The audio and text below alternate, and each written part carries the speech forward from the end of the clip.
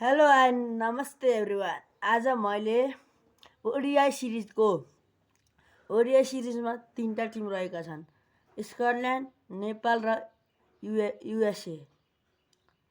America, Nepal, Scotland बिचको ODI series हाम्रै नेपालको ट्यु ग्राउन्ड, नेपालको एकमात्र इन्टरनेसनल ग्राउन्ड ट्यु इन्टरनेसनल ग्राउन्डमा शनिबार जेठ 1 गते 2 गते शनिबारको दिनमा नेपाल भर्सेस युएसएको म्याचमा नेपालको खतरनाक पर्फर्मेन्स गरेर नेपालले 2 पोइन्ट प्राप्त गर्न पुगिसकेको छ।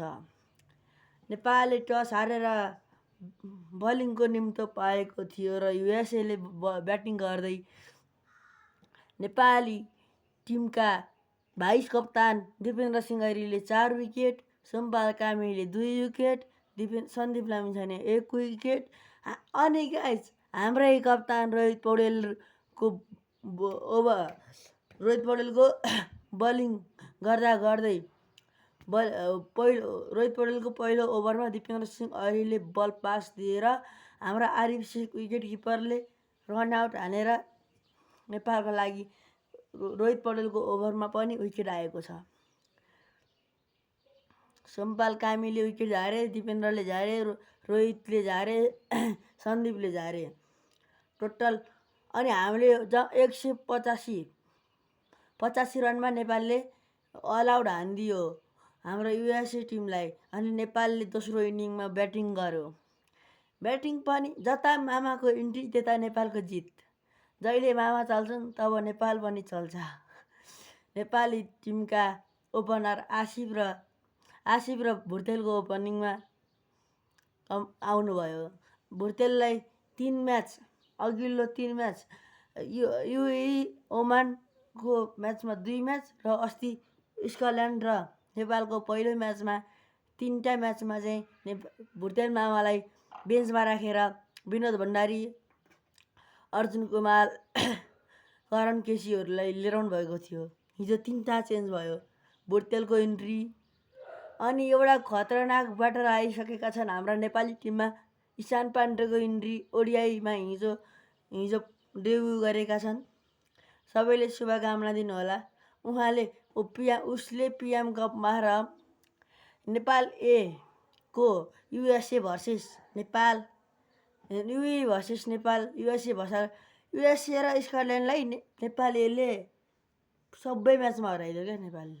तर नेपालको मेन टिमले अस्ति स्कटल्यान्डसँग 2 एलएसमा 2 रनले हार्न पुगेको गाइज। यस्तो पनि हार हुने रहेछ। जता मामा चल्छन् त्यता नेपाल पनि चल्छ।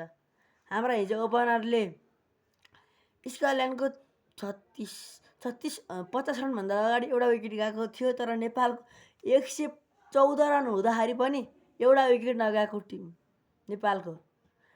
अनि हिजो हाम्रो भुर्तेल मामाले शानदार प्रदर्शन गरेका छन्। 126 बलमा 120 रन हानेका छन्। 13 चौका 8 छक्का हानेका थिए हिजो कुशल भुर्तेल मामाले। अनि हाम्रा दोस्रा ओपनर आसिफ शेखले 58 रन हानेका छन्। त्यसपछि आसिफ शेख क्याच आउट भएर आउट भए। त्यसपछि हाम्रा अर्का नयाँ प्लेयर हिजो त्यही म्याचमा डेब्यु गरेका प्लेयर इशान पाण्डेको इन्ट्री भयो। उसले पहिलोचोटि मेन टिमसँग सम्झौता गरेर खेलिएको उसको पहिलो ओडिआई म्याच नेपाली मेन टिमको लागि एकदमै गाह्रो भयो। उसले 30-40 बल खेलेर पनि उसले 36 रन बनाउन सफल भएका थिए। अनि हाम्रो भुर्तेल मामाको पर्फर्मेन्स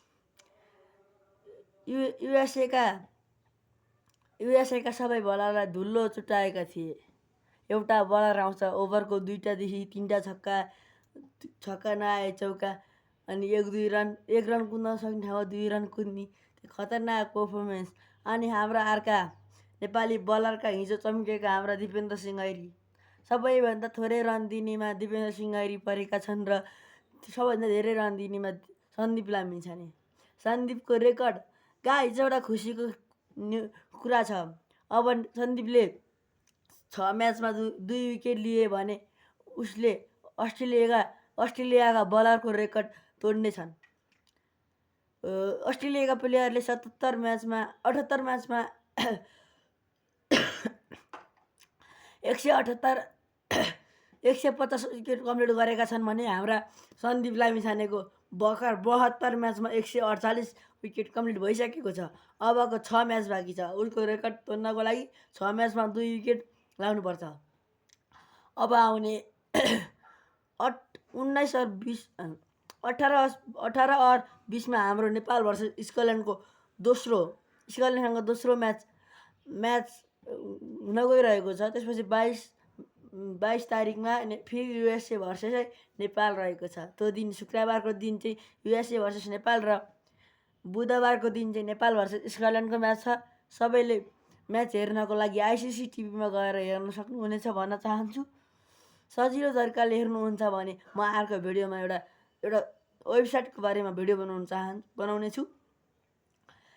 अनि मैले नेपाल भर्सेस स्कटल्यान्डको पहिलो म्याचको बारेमा किन कुरा गरिनँ भने अलि त्यसमा नेपाली ब्याटरको अलिक राम्रो पर्फर्मेन्स नआएको कारण मैले कुरा गरिनँ। त्यसको लागि माफी चाहन्छु। अनि गाइज खतरनाक अब एउटा सिरिजको कुरा चलिरहेको छ। नेपालमै आएर हाम्रा इङ्ल्यान्डका टिम आएर इङ्ल्यान्डको मेन टिम अर ए टिम भए पनि आएर नेपालमै आएर 3टा T20 सिरिज खेल्ने भन्ने न्युज मैले प्राप्त गरिसकेको छु। त्यो पनि नेपाली फ्यानका लागि र नेपाली नयाँ प्लेयरको लागि सिक्ने मौका हो। अब नेपाल एनपिएल सिजन 3 चाहिँ भव्यका साथ हुनेछ भन्ने सुनेको छु। किनकि आइसिसीले पनि मान्यता दिने र विदेशी प्लेयर ल्याउन नेपाली टिमका जस्तै सुदूरपश्चिम कर्णाली तिनीहरू त्यस्ता टिमहरूको लागि विदेशी स्टार खेलाडी ल्याउन गाह्रो नपर्ने कुरा सुन्दै आएको छु। सम्झौता भएको छ कि छैन भनेर म अर्को भिडियो बनाउने नै छु। एनपिएल सिजन 2 चाहिँ दसैँतिर पर्ने जस्तो लागिरहेको छ। म कन्फर्म भएको छैन, कन्फर्म भएपछि मात्रै भन्ने छु। तर पनि ओडिआई सिरिज अब एउटा म्याच स्कटल्यान्डसँग र एउटा म्याच युएसएसँग छ।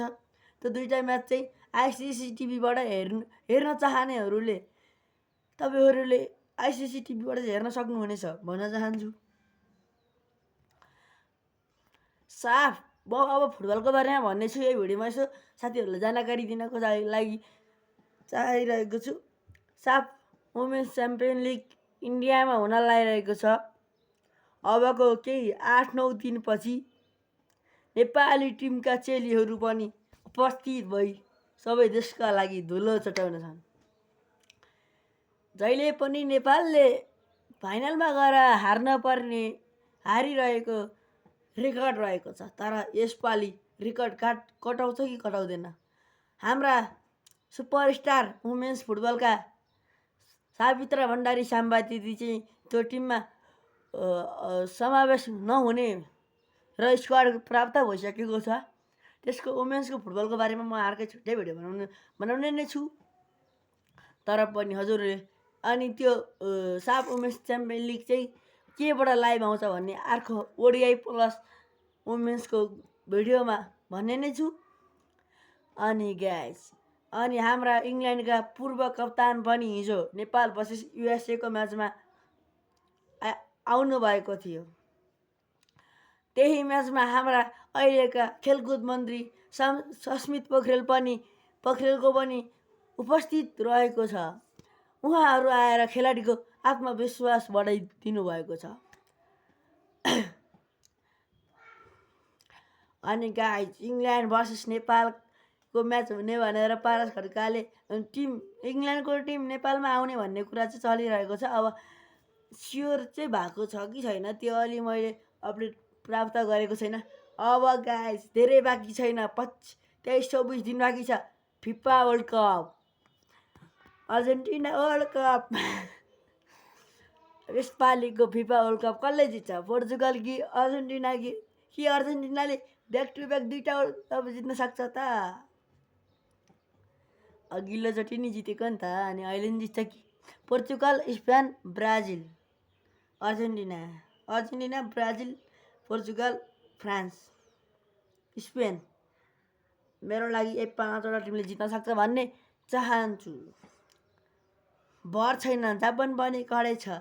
अनि मैले फिफा वर्ल्ड कपको पनि एउटा नयाँ भिडियो लिएर आउने नै छु। भिडियो हेरेर सक्दो सहयोग गर्नुहोस्, सक्दो सपोर्ट गर्नुहोला। यस्तै नेपाली क्रिकेटको अपडेटको लागि यो च्यानललाई सब्सक्राइब गरेर राख्नुहोला र बेल आइकन अन गरी घन्टी पनि बजाइदिनु होला। हाम्रो खेलकुदमा नि नयाँ नयाँ प्रोग्रामहरू हुँदै अब हुनेछ भन्न चाहन्छु। अनि हाम्रो फुटबल एसोसिएसन अफ नेपाललाई ब्यान्ड गरेको जस्तो सुनेको थिएँ पहिला, तर अहिले फुकुवा गरेको छ भनेको सुन्छु। अब जति सक्दो। अनि गाइस, एउटा खुसीको कुरा, नेमार चाहिँ अब टिममा परेका छन्। ब्राजिलको स्क्वाडमा नेमार, स्पेनको टिम स्क्वाडमा एमाल, अर्जेन्टिनाको स्क्वाडमा मेसी, पोर्चुगलको स्क्वाडमा रोनाल्डो। के रोनाल्डोले उसको करियरकै पहिलो वर्ल्ड कप जित्न सक्छ नि त? हजुरहरूको क्वेसन, हजुरहरूलाई क्वेसन। फास्ट बोल्दाखेरि अलि कस्तो हुन्छ, त्यही भएर अलि गाह्रो भइरहेको छ, त्यसको लागि सरी। बेल्जियमहरूले नि टिम घोषणा गरिसकेको छ एउटा, त्यो सबै स्क्वाडै राखेर मैले एउटा भिडियो बनाउँछु पछि, त्यो भिडियोलाई सहयोग गर्नु होला। ल गाइस, आजको लागि यति नै। सबैजनाले यो भिडियोलाई माया गर्नु होला, साथ सपोर्ट गर्नु होला, लाइक कमेन्ट सेयर सब्सक्राइब चाहिँ हान्न नभुल्नु होला र बेल आइकन पनि खिच्नु होला। अब आउने अरू भिडियोको लागि पर्खाइमा बस्नु होला। By guys, Jay Nepal, Jay cricket, जय देश।